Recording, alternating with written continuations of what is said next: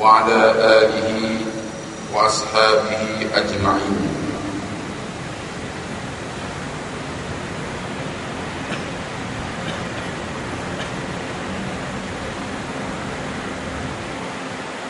اللهم أنت الأبدي القديم الأول، وعلى فضلك العظيم وجودك المعول، وهذا عام جديد قد أقبل علينا، نسألك اللهم اسمة فيه من الشياطين من الشيطان الرجيم وأوليائه وجنوده، والعون على هذه النفس الأمارة بالسوء، واستغال بما يقرب إليك زلفة يا ذا الجلال والإكرام يا أرحم الراحمين.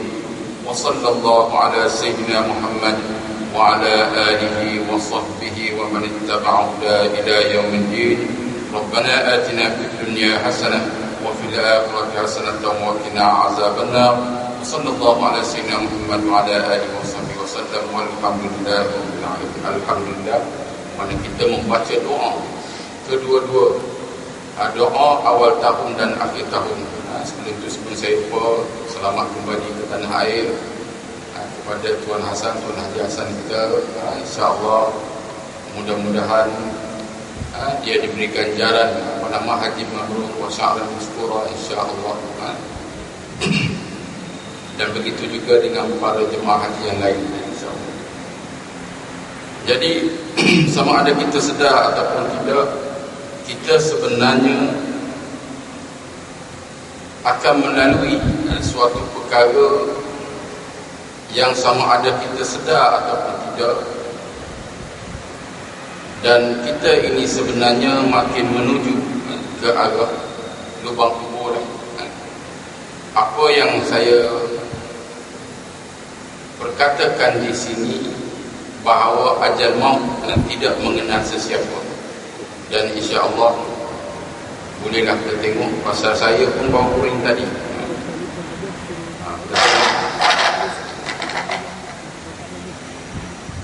Kematian tak kenal siapa.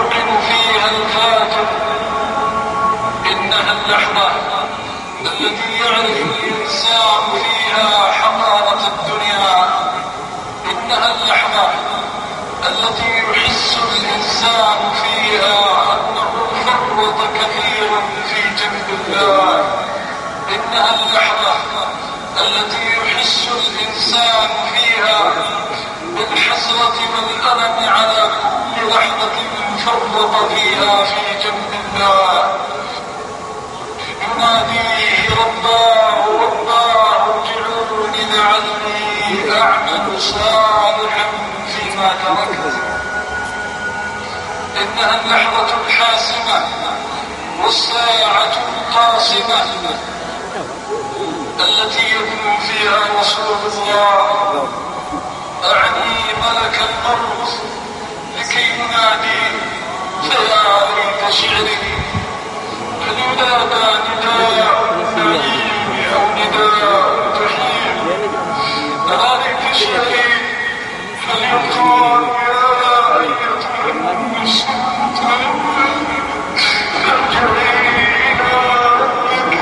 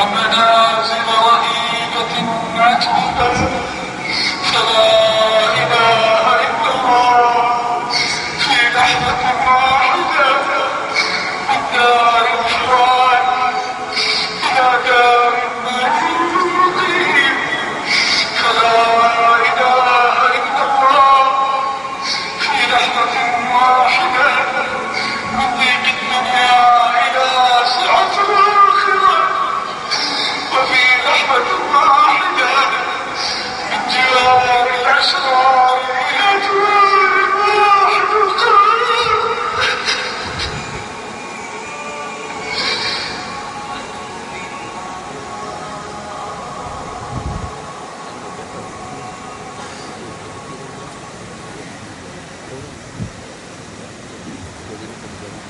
Kita tengok tadi bahawa kematian yang banyak orang lupa bahawa bila kita hidup ini akan melalui kematian.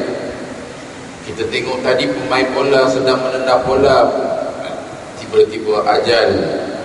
Apa iza jaa ajaluhum la yastaghfiruna sa'atan wa la yastaqdimun. Apabila tiba ajal mereka, kata Allah,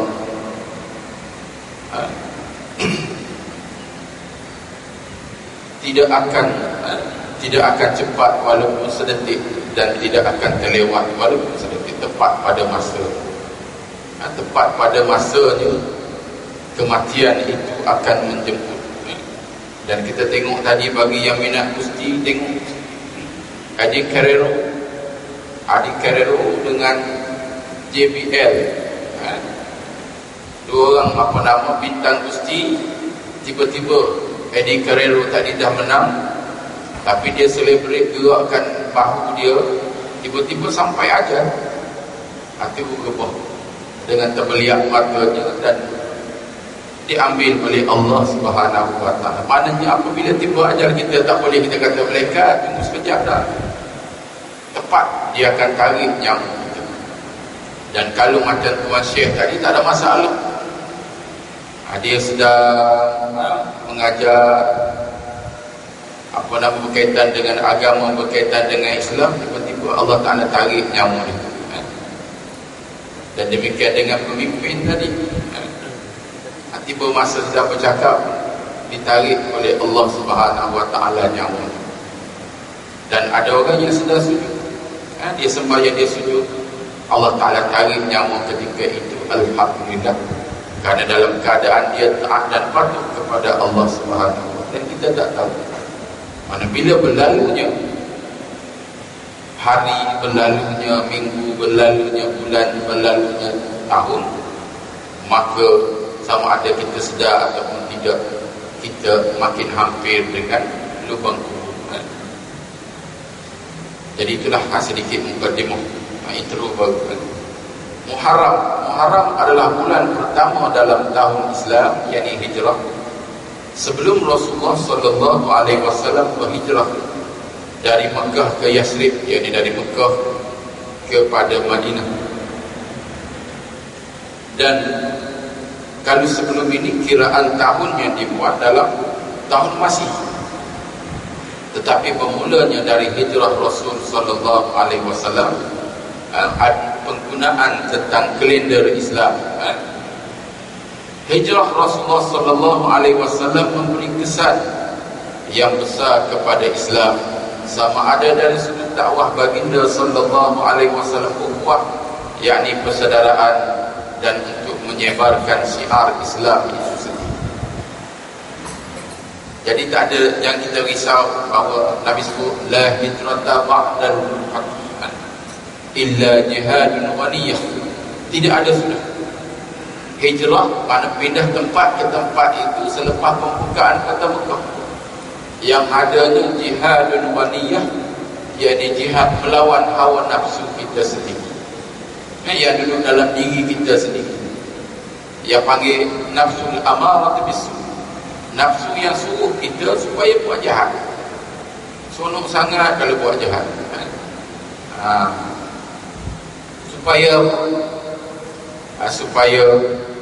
Supaya kita bersama dengan mereka, dengan iblis ataupun syaitan dalam neraka nanti, itu saja bukan apa.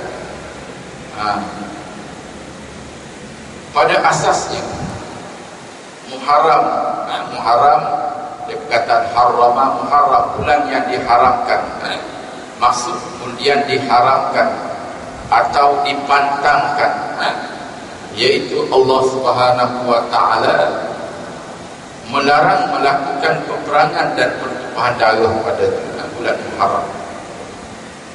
Namun demikian, larangan ini ditamatkan setelah pembukaan kota Mekah. Larangan ini ditamatkan setelah pembukaan kota Mekah.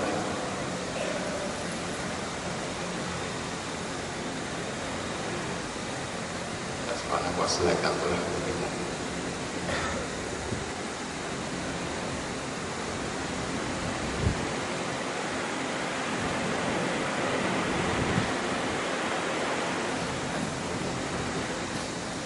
Namun demikian, larangan ini ditamatkan dengan pembukaan kota Mekah macam saya sebut tadi.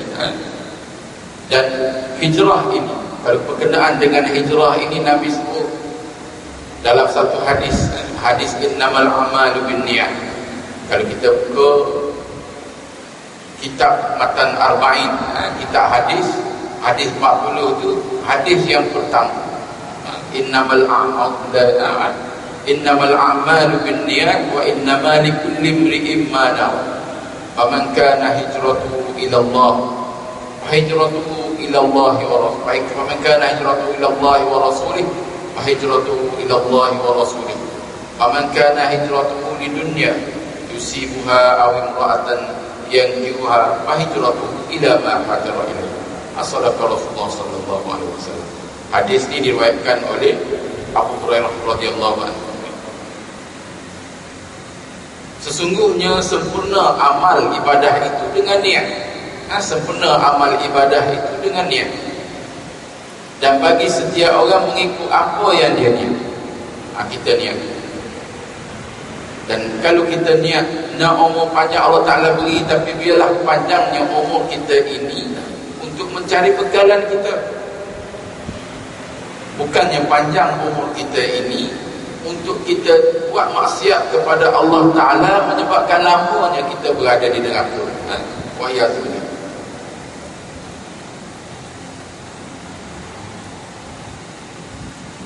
Sejak pemasuhan itu umat Islam, dan disebut juga barang siapa yang hijrahnya kerana Allah dan Rasul, maka hijrahnya kerana Allah dan Rasul.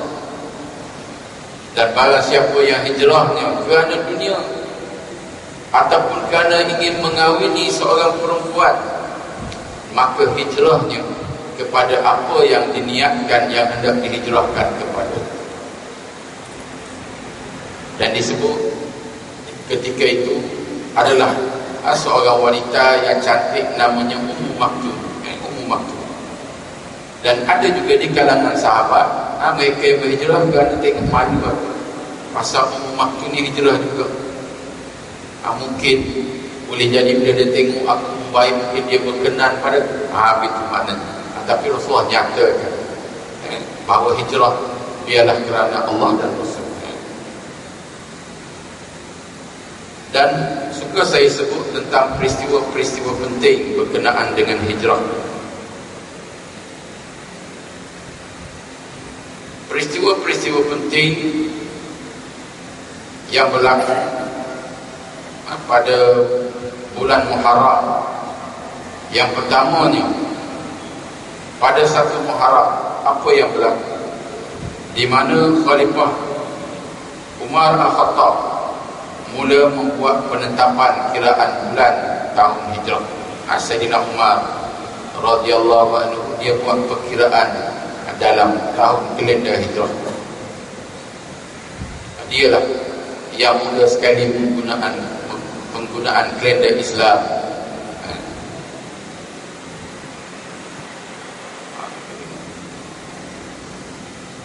Dan juga pada 10 Muharram.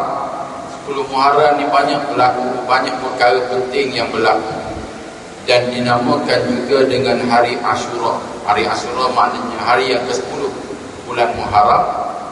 Pada hari itu banyak terjadi peristiwa penting yang mencerminkan kegemilangan bagi perjuangan yang gigih dan tabah bagi menegakkan kebenaran, keadilan dan kebenaran. 10 Muharram.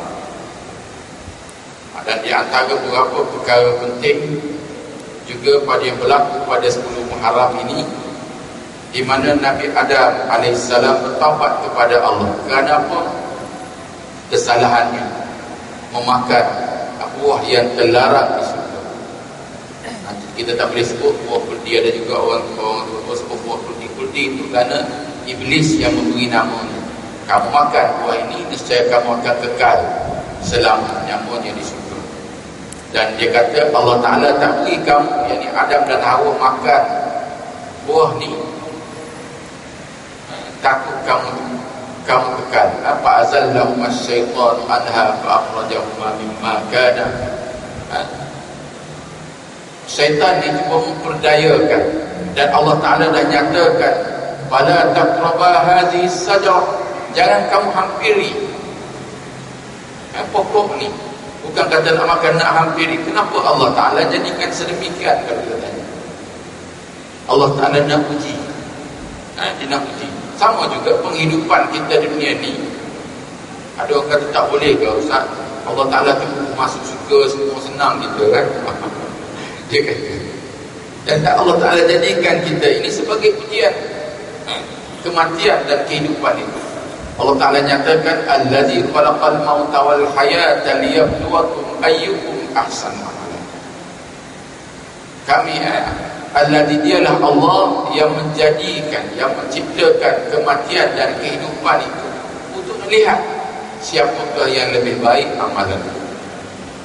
Dan Adam AS bertaubat kepada Allah, dan doa itu kita baca, Rabbana zalamna anfusana wa illam taghfir lana wa tarhamna lanakunanna minal khasirin. Wahai Tuhan kami berdua, Rabbana, yakni Adam dan Hawa, dan kita anak cucu cicitnya baca doa.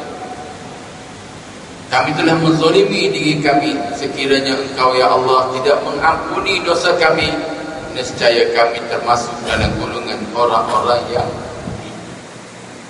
itu doa kita pun baca setiap kali lepas sembahyang, kita baca doa. Dan Nabi Idris alaihissalam diangkat ke langit.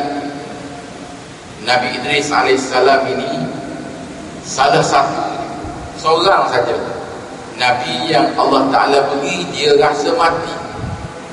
Dia nak sangat minta kepada Allah nak rasa mati. Dan macam tadi, mati ni sakit. Sakit tak sakit? Nabi Idris alaihissalam Allah Ta'ala beri dia rasa mati. Dia rasa sakit. Dia rasa sakit. Dan apabila nak hidupkan kembali, dia kata, ya Allah, bukankah kau menyatakan hidup dan mati, maknanya mati ni sekali saja. Lalu Allah Ta'ala benarkan. Dia tak mahu untuk merasa kematian kali yang kedua.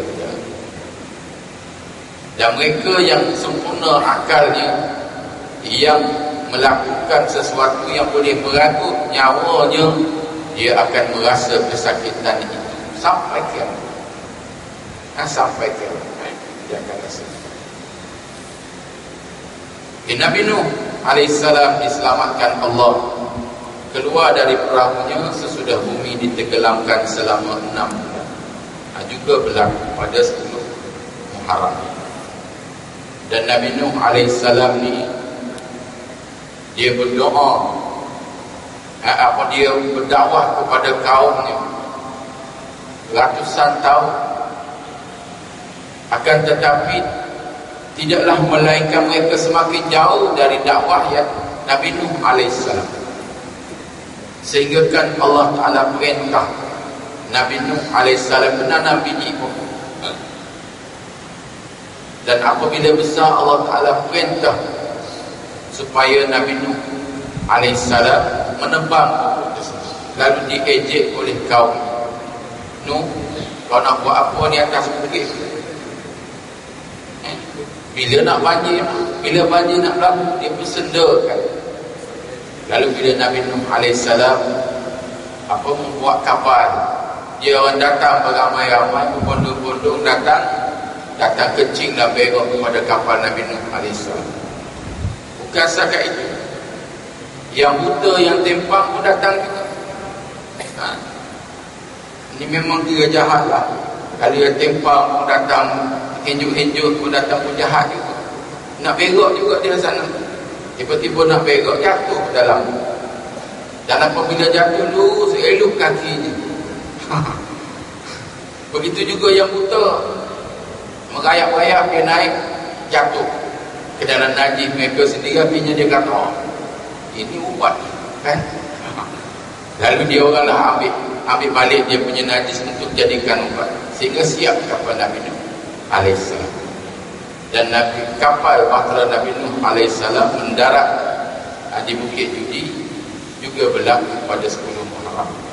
Dan itu kebiasaan tradisi masyarakat di Pantai Timur di Semenanjung dan di Kedah juga. Mereka buat bubur Asyura. Bubur Asyura.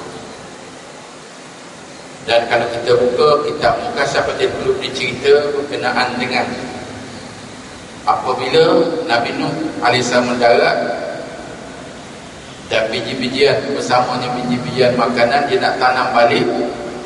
Lalu ternyata anggur ataupun inap itu Iblis nak tanam, Iblis minta nak tanam, dan Nabi Nuh bagi.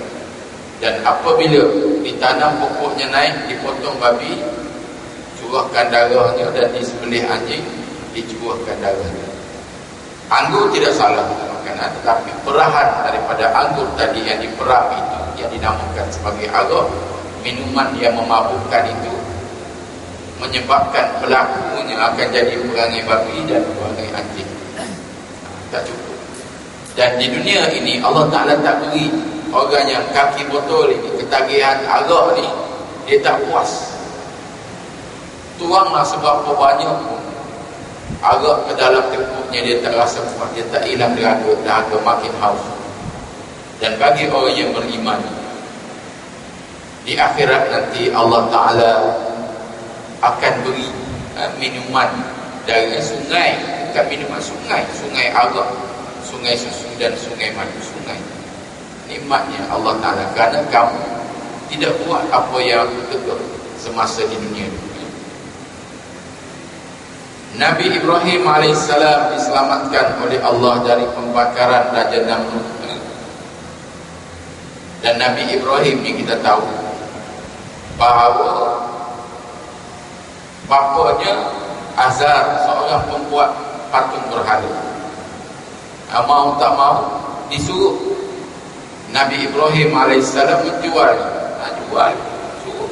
Tapi sampai dia jual, dia kata, tuan-tuan belilah patung berhala ni. Kalau tuan-tuan beli memang bangang lah tuan-tuan. Kenapa?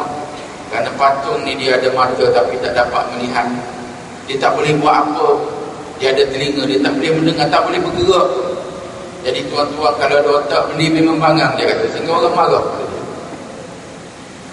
Dan apabila besar sedikit, Nabi Ibrahim AS masuk ke dalam tempat rumah ibadah, rumah tokoh dia.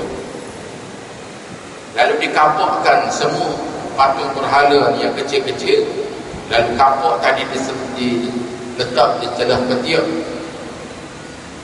patung yang besar sekali, berhala yang paling besar sekali. Bila ditanya siapa yang punya angkara, dia kata, aku dengar seorang budak namanya Ibrahim. Panggil Ibrahim. Ibrahim, kau buat tak? Tengok, aku tak buat, dia kata. Kerana tahu tengok tu yang paling besar sekali, dia kata. Siap kapak ada di celah ketiak. Tapi dia kata, Ibrahim, disebut dalam surah Al-Anbiya, walaupun dia besar, dia tak boleh buat apa-apa, mana boleh dia kapakkan. Tapi Nabi Ibrahim kata, tapi yang kau pergi bangang sembah dia tu kenapa? Ada tanya, yang kau bangang tu pergi sembah dia tu kenapa? Lalu tak boleh jawabnya. Okeylah, sekarang ni aku akan tangkap kamu, aku akan ikat kamu dan aku akan bakar kamu. Jadi plastik daripada menjanik tu dinyalakan api. Tetapi Allah Subhanahu Wa Taala mengkehendaki bahawa api tidak membakar Nabi Ibrahim AS. Apa yang kita buat ni adalah usaha ikhtiar kita. Yang menentukannya Allah Subhanahu. Itu yang berlaku. Demikian juga yang berlaku kepada Nabi Ismail AS. Walaupun lehernya dipotong dengan pisau belati yang amat tajam oleh ayahnya Nabi Ibrahim AS, tetapi Allah Ta'ala tak izinkan. Tidak ada kesan sedikit pada leher Nabi Ismail AS. Masanya kalau saya nak buka semua tak habis, begitu je. Apa mana yang sempat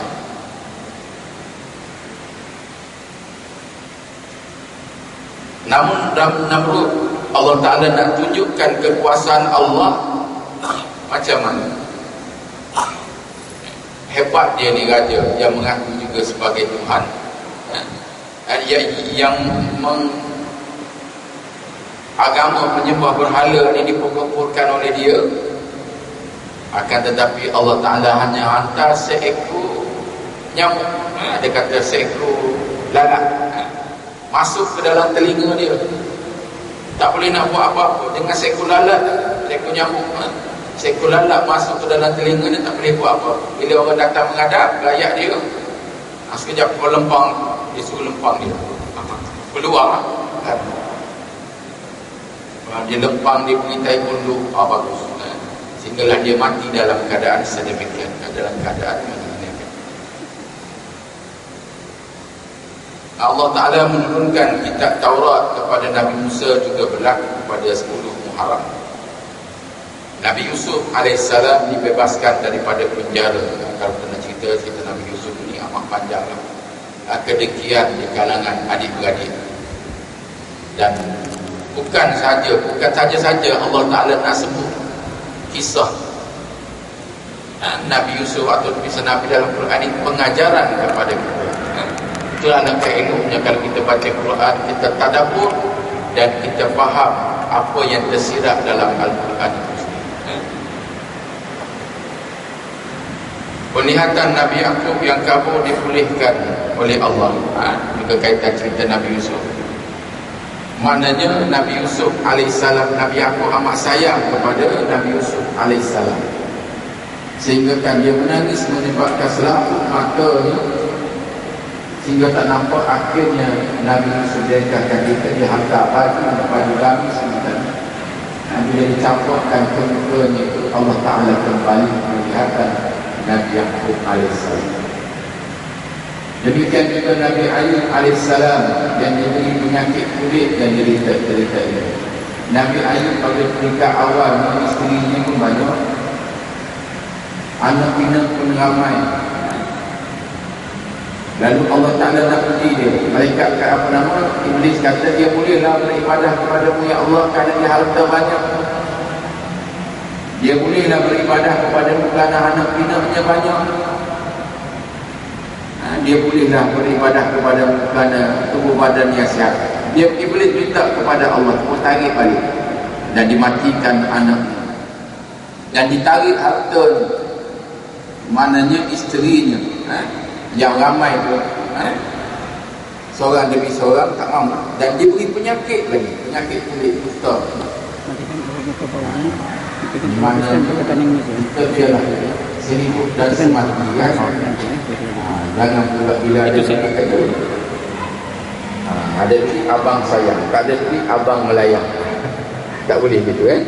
Maknanya biarlah betul ikrar kita sehidup semati. Lalu seorang saja Ummur Rahimah ataupun Rahimah bini dia, isterinya yang masih setia kepada Nabi Ayub alaihissalam. Tak ada makanan, sehingga kan disebut nabinya, isterinya sanggup potong rambutnya, jual dan ditukarkan dengan makanan. Lalu Nabi Ayub kata, kalau aku sembuh nanti aku akan sebatkan. Lalu Allah Ta'ala mengatakan supaya diambil seberkas, seberkas lidi lah kalau kita kata, sebagai isyarat saja, kerana setia isterinya kepada Nabi Ayub alaihissalam. Nabi Yunus selamat keluar daripada perut ikan paus setelah berada dalam selama 40 hari 40 malam. Kita sempat habis, insyaAllah habislah. Demikian juga Laut Merah terbelah dua menyelamatkan Nabi Musa alaihissalam daripada tentera Fir'aun berlaku pada 10 Muharram. Dan kita insyaAllah bulan Muharram ni mana banyak puasa lah. Kalau boleh paling tidak 10 Muharram kita cubalah berpuasa, kerana banyak kelebihan atau keistimewaan orang yang puasa di 10 Muharram. Kesalahan Nabi Daud diampuni oleh Allah Subhanahu wa Ta'ala.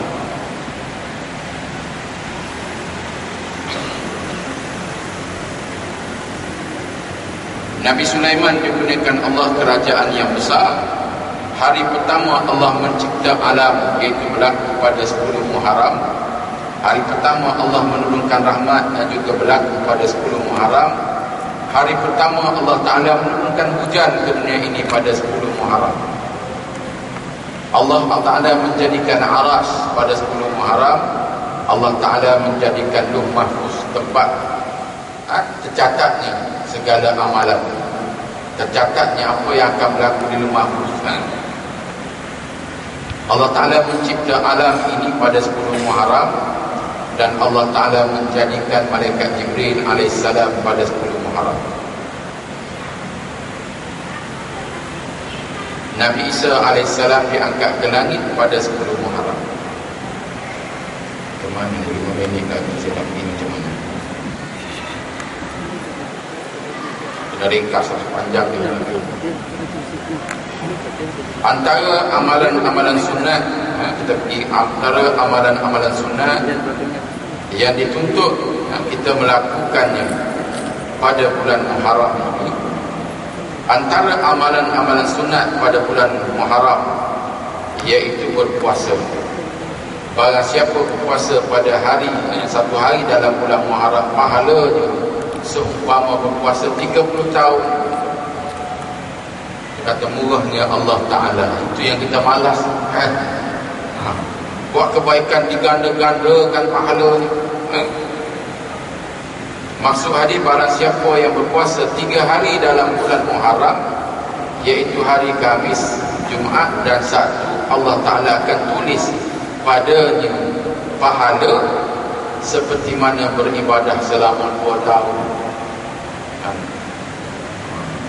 Tak payahlah Ustaz, macam Ramadan lepas ni beribadah hari Lailatul Qadar ni, mana 8 ni lebih 80 tahun pahalanya. Kita kena buat. Kita ini bekal, kena cari bekal. Masa kita berada di dunia hanya singkat. Kita tak tahu bila Allah Ta'ala nak jemput, bila nyawa dihalku. Tak boleh. Dia suruh sambung, dia kata boleh sambung. Sampai 3:30 boleh pesawat.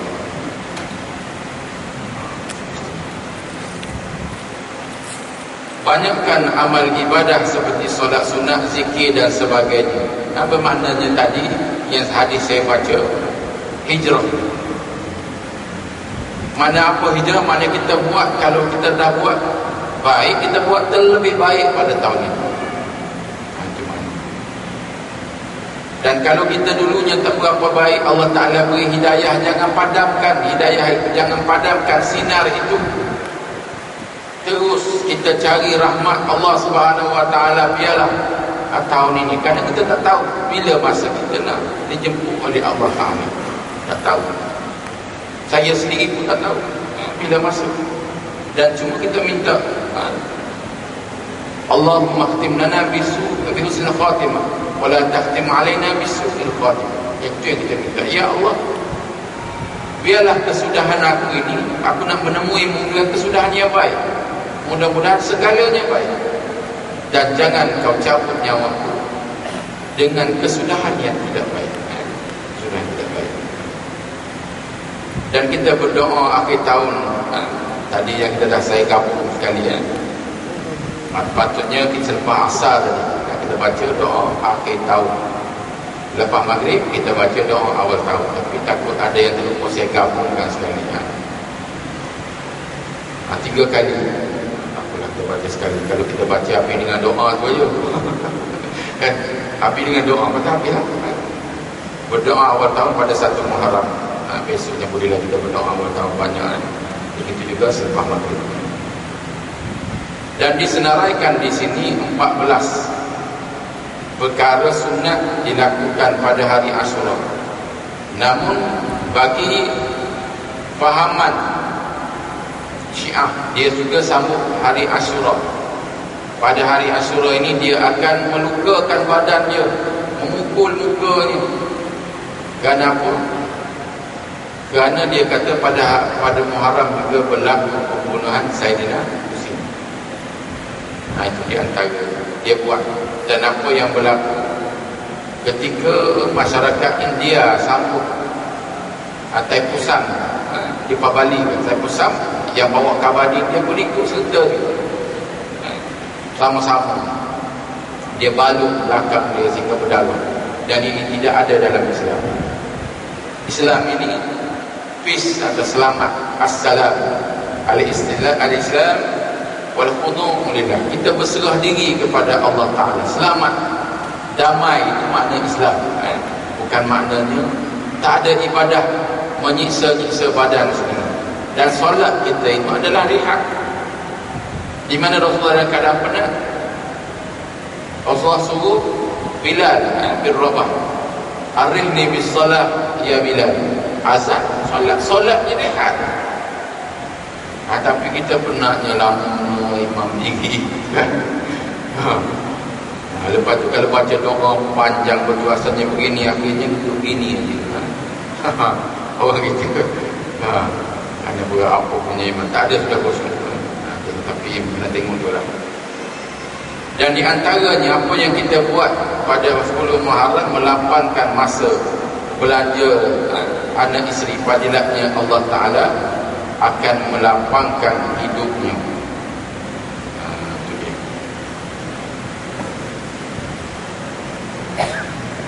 Maknanya kita bergurau senda. Bergurau senda itu sunat. Mana kita tengok ni ada satu jenis